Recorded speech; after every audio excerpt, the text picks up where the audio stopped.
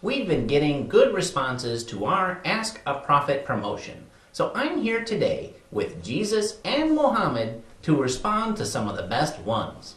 Sandy writes, Dear Jesus, I'm a recently born-again Christian, and I was disturbed by your treatment of your previous roommate, Neil, in the first Odd Couple episode.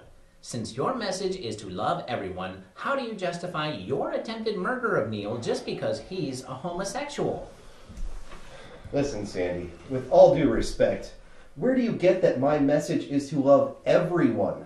Have you ever read the Bible? I mean, I'm the guy who condemned a fig tree to death because I was pissed off that it didn't have a fucking fig for me. My father, who is also me, clearly said, if man lie with mankind, as with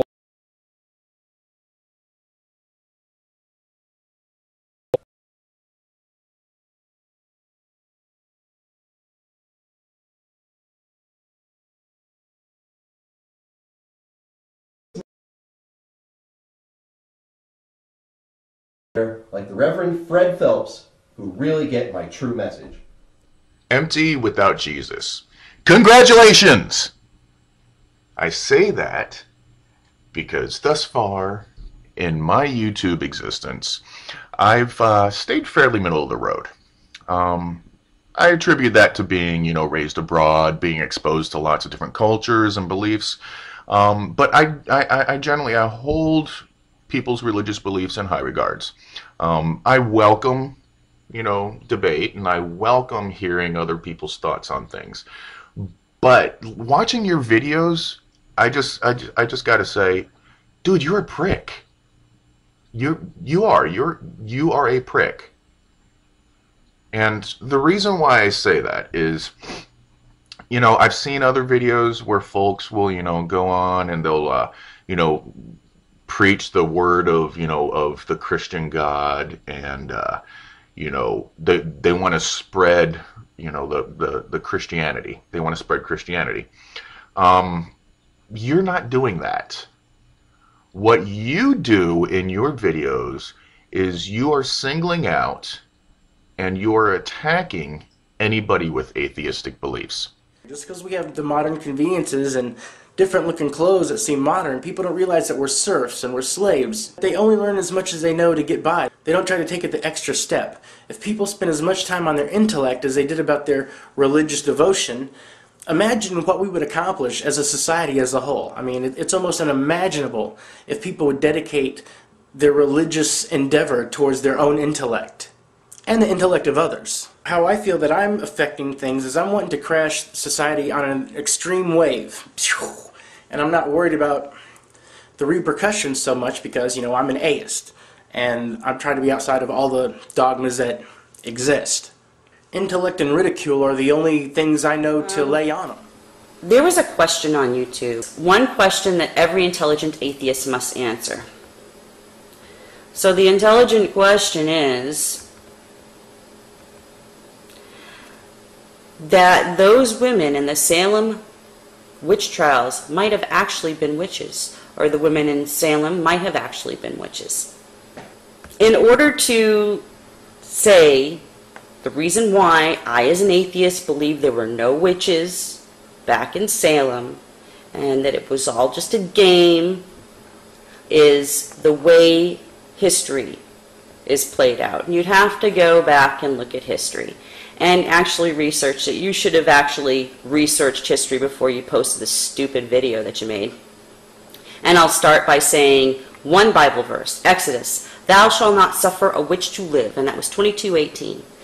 Punishments by the Puritans were made to be humiliating. Puritan law was often tied to the Bible in some way. In fact, 99% of the time it was tied to the Bible. So they took that as law. Anyways, I have a question for young Earth creationists, and I'm hoping to get an answer. I'm not going to belittle them. I'm not going to attack them for their answer, even if I feel it's stupid, unless it's really way off the wall stupid, like Nephilim freestyle stupid. But if it's a good question, of course, I'll respect it. I'm not going to bash you or anything for it. I might have more questions, but, we'll leave it at that. My question is related to the young earth creationist view of everything being created in 6 days. They believe, or you believe, if you're a creationist watching this, you believe that the world, the stars, everything was created within this 6-day period of time, right? Now, what we see right now is a world that is not done being created. It's still being created as we speak. We see islands, new islands constantly appearing. We see islands being destroyed. We see continents moving, mountains rising out of the ground. We see constant changes to the earth. We even see the earth getting new mass every day. I believe it's 10 to the 25th power of kilograms of new mass every day added to the earth. And it sounds like a lot, but when you take the general size of the earth right now, it's, not all that much. But it is showing that the earth is still being made today. So one couldn't really say that the earth was created, seeing that it's still being created right now. To say it was would kind of contradict creation. There is power, wonder-working power in the blood of the Lamb. There is power. Oh. I'm okay. I'm alright. Just had a little relapse, that's all. Anyway. I guess I'm going to do a quick rant video. Someone comes to one of my Jesus Myth videos and he says that he's an expert on the Bible, and then he starts to ask a lot of questions about mostly the exception verses that argue against the theory, and he throws several of them out, and then he says, "There, I've debunked the Jesus Myth theory. It's untenable. It's just ridiculous." And then I try to answer some of his objections real briefly, and then he says, "Well, give me your best evidence for the Jesus Myth theory." So I said, "Well, go watch my videos, because that first video you commented on is just a summary. It doesn't support the conclusions. It just lists them, assertions, basically. All the subsequent videos are going to support what's in video number 1. And he didn't watch any of the subsequent videos. He just watched the first video. And in that video, I say that these are just claims to be supported in subsequent videos. And what does he put in his comment? "Oh, I watched this video and all it is a bunch of assertions." Yeah, that's what a summary is. It summarizes the theory.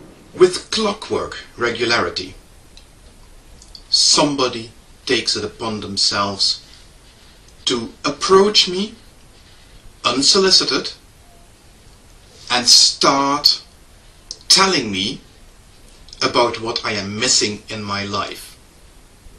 Their God. These people think that what they are presenting to me are arguments that somehow in my 42 years of life I will never have heard before. And then they are upset when they get from me a very brusque response.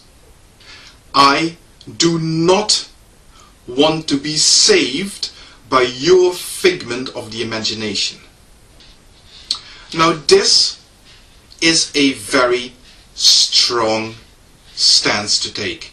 I guess that is one of the reasons why I get approached by so many other people who think that in me they will find a kindred spirit, somebody who hates religion as much as they do.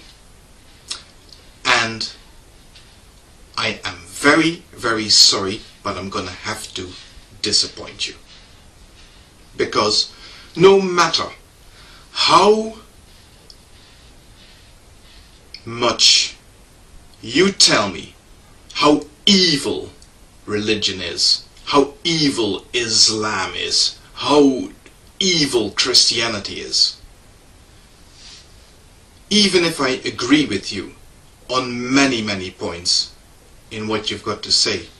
There is no way on earth that I will hate a person for no other reason than what they believe in.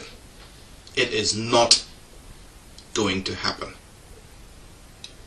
Do not try to convince me that Muslims or Christians are evil and that they need to be restricted in their rights or kept out of the country or any such bullshit.